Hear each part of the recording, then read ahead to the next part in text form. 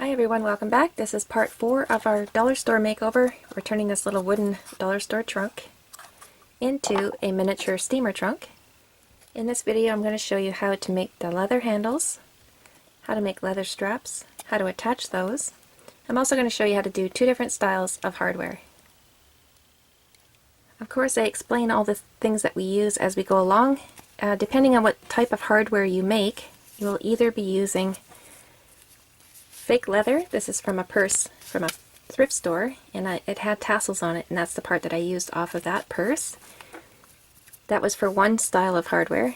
And if you do use the leather for hardware, the ones that have to go around the corners, it's helpful to have painter's tape. For the other style of hardware I used lace. The lace has to have some sort of solid piece in it that you can cut out. For the handles and the leather straps, and you don't have to make these, but it is nice to have the handles, of course. For the handles I used real leather. This is also from a thrift store. This is from a purse, and I liked this part here because it had stitching in it. Very important to use an actual tacky glue. That will make your life a lot easier. A paintbrush. And then the color that you use for some of your hardware is totally up to you. What I used was a burnt umber and an Inca gold. That's a metallic paint. And for cutting real leather, of course, you want a sharp pair of scissors. To make the handles, I also used 2 binder clips. I use these for shaping, and I also used something round. You could use a pencil or a back end of a paintbrush, that would work as well. So in the next clip we're going to start shaping the handles. We're making these handles right here. And I'm going to show you how to shape those and attach them. If I cut on the other side of that stitching, I will have a little handle that looks like it's been stitched. And the wonderful thing about leather is you can just trim it down to as close as you can get it to that stitching and not worry about anything falling apart. So that's why real leather is nice. So see on my handle here how those 2 pieces are nice and flat and this bows out this way. I shaped that before I glued it in place. So what I did was I just ran this underneath my tap so I got it all wet. So you want the stitching on this side, and what I did was I bent these tips over, and then I squeezed it with this thing here, and then I'll do the same on the other side. Just bend the tip towards you, so the stitching's on this side, so bend the tip towards that side. Okay, and then I just laid it, remember it's wet, I ran it underneath my tap, so I've just laid it over something that's sticking up a little bit. Push it down, popping it with an edit, and I'm making 2 more handles here. I forgot to mention that when you push this down, and you're pushing this over something round like a pencil or a paintbrush, pushing the clips on either side, the stitching should be facing upwards. So in the end, you have it shaped the right way. So here's the one that I finished. The stitching's on the outside. See how it's bowed out that way? And then now you can leave those for about 20 minutes to half an hour.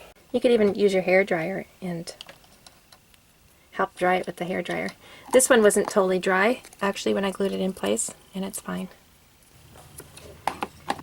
Alright, it's been about a half an hour. I can feel it's still wet, but that's okay.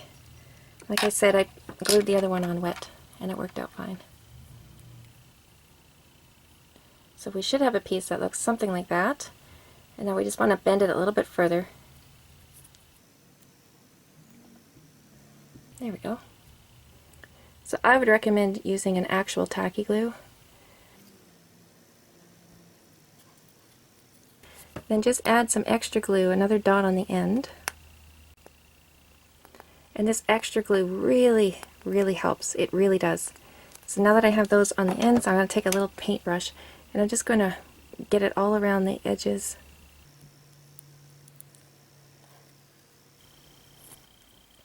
So about a half an hour went by, and nice and dry now, and I'm really wiggling that and it's not going anywhere. If I really tried, I could tear that off, of course, but for the most part it's not going to be moving anywhere with normal wear and tear.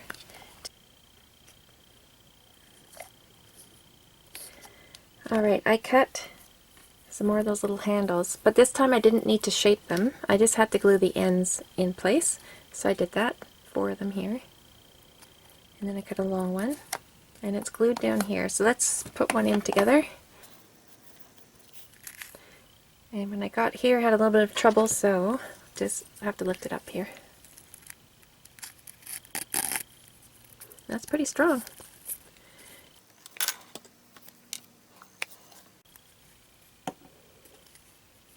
And I'll take some of that glue off there. So I went with thicker straps here, and I didn't shape them.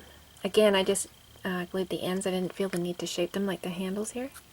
So we'll see how that works. I'm not too sure how that's going to work yet because this space between here and here is a little bit close. Remember, I had a little bit of trouble up here, so we'll see what happens here, guys. Like I said, I'm winging my way along. I'm hoping that works. I'll just leave that dry. So this is a little bit more awkward to close with these like this. So what I'm thinking I'll do,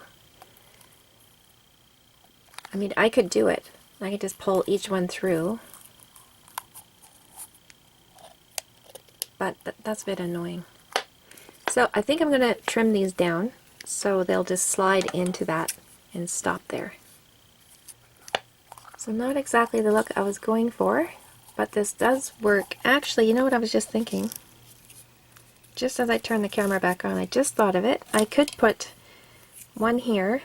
Yeah, I think I'll do that. Then I still get the look that I wanted, but it's more functional. I'm just going to take a little tiny piece. It's supposedly supposed to be the tip of this one, and I'll make it look like it came through there. So the other one right there, and my tip's right here, so I'll just glue this on before.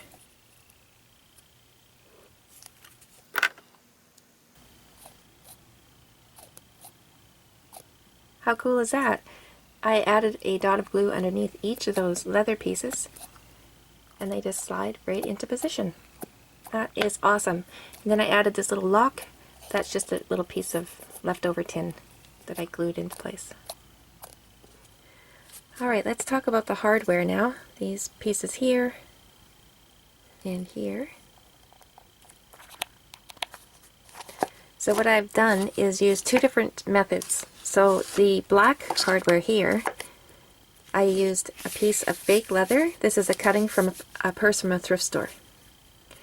And on that purse was tassels. So all I had to do for these little black pieces was cut short strips, all the same size. And then I shaped the ends just by trimming.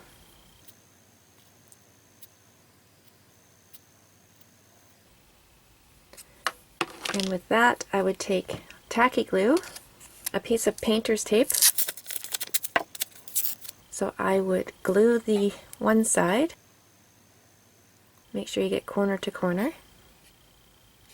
And say I was rounding a corner here. If I was going to put it here and round the corner, I would lay it the first part down, take my painter's tape, go over it, and push it down. And that's how I attached every single one of these here. And then I left it for 30 minutes and then take the painter's tape off, and then I had my little piece of hardware. And again, if you are doing that over anything that's been coffee stained, you need to have it sealed in first with a Varathane or some sort of sealer before that glue is going to stick on there. Okay, and the other method was these brass fittings here is actually lace that I used, a piece of this here. And the only reason why I chose this was because I like the texture.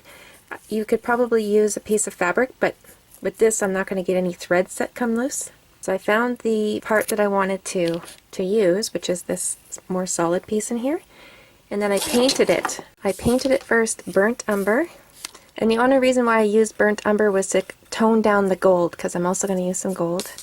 So I painted the part that I was going to cut out, and I painted both sides. Once this was dry, I used a metallic gold over top of that, and again I painted both sides. Then once the gold was dry, I had a piece that looked like this. So now all I had to do was just cut the piece out that I wanted. Just be sure to cut them quite similar, like I did a couple different things here. I did bigger ones here, and then smaller ones here.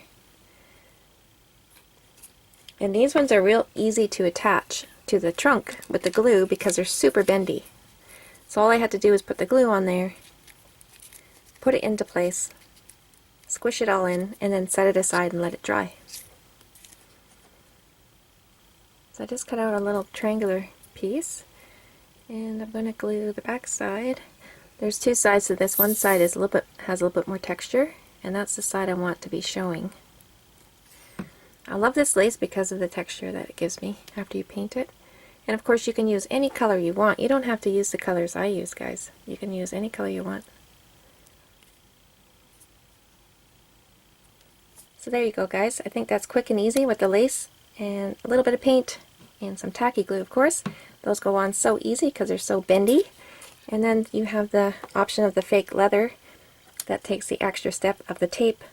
But once that's dry, those look pretty good too. Alright my friends, that brings us to the end of this video. We are very close to the end. In the next video, part 5, I'm going to show you how to make 2 different types of trays. You have this fancy one with the top that opens and closes, or you can just make a simple plain tray. That link is now popping up on your screen. You can go ahead and click that and I'll meet you over there.